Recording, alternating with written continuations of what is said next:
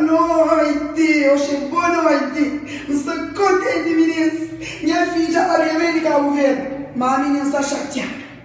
Meninas, meus homens não querem vestir. Ai, meu hoje passa, meninas. E passa vergonha. Vamos fazer o troça. Todo aeroporto, eles fazem troça nossa. Todo aeroporto. Vamos mandar a menina roupa para eu pôr vestido. Eu também com roupa na maleta. Não sei se você quer pôr vestido. Querem que vergonha. Ai, meu hoje passa, meninas.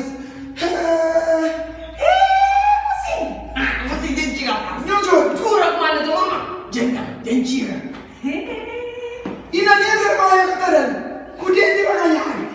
Bom, meninas, deixa nós para morrer hoje quando está casado. Não se apanha o elevador para não subir ali, para descansar um bocadinho. Não está para comer os depósitos.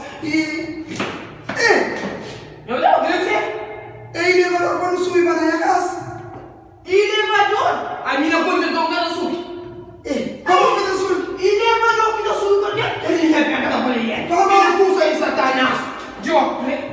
Satanás! Eu me lembro da mãe. Como você está na mão? Ele é da mãe. Elevador que... Ele está subindo, está lá de vida. Conta então que está subindo porque ele é da mulher. Na casa dele, ele cursa aí, Satanás. Então, não, que está subindo. Mas eu digo, vai ali, a minha ainda vai estar.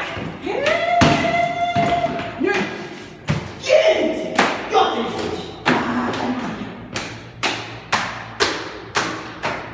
Meninas, a minha front, quer trabalho, nada devagar não.